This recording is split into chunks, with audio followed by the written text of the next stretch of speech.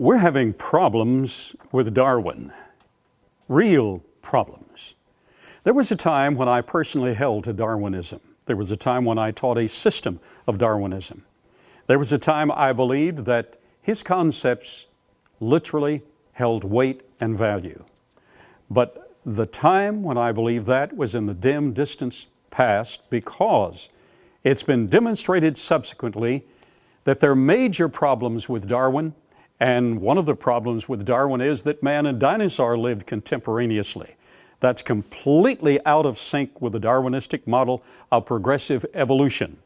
But at Glen Rose, we have excavated over 600 dinosaur footprints, and among them over 90 human footprints.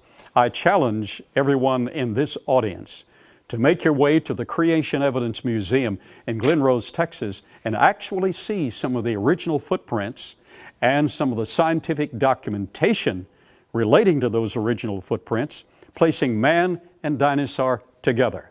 Dr. Ernst Mayr, one of the world's leading biologists, stated in a debate with Dr. Duane Gish that if your buddies along the Paluxy River in Glen Rose, Texas, could actually prove that man and dinosaur lived contemporaneously, that would wipe out our entire interpretation of life origins by evolutionary means, and we would have to start all over again. Well, Dr. Mayer, you're going to have to start all over again because we're having major problems with Darwinism.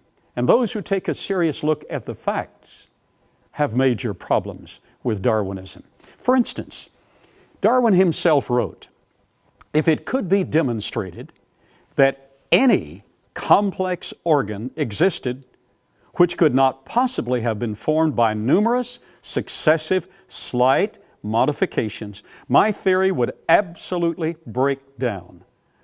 Well, old Charlie boy, you've got a major problem. The bacterial flagellum, necessary to digest the food and maintain the chemical balance in your own internal system, demonstrates an irreducible complexity. If you take any one member of the bacterial flagellum, bacteria that has a propelling mechanism, if you take one increment out of that, it falls apart. Not only does it fall apart, you, my friend, fall apart ultimately. Life processes are compromised. In fact, leading biologists have stated that if all bacteria were to disappear from the globe, and especially we are referring to those with this unique and special propelling mechanism to make its way through various media and back again and effectively work out chemical arrangements. Leading scholars have admitted that if all bacteria were to disappear from the globe, life itself as we know it would disappear in 90 days.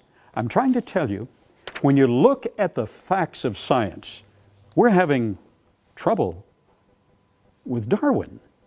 In fact, Lee Strobel stated, "To believe Darwin's postulates, I would have to believe that nothing produces everything, that non-life produces life, that randomness produces fine-tuning, that chaos produces information, that unconsciousness produces consciousness, that non-reason produces reason." None of these fit into the reality of the world in which we live. We're having trouble with Darwin.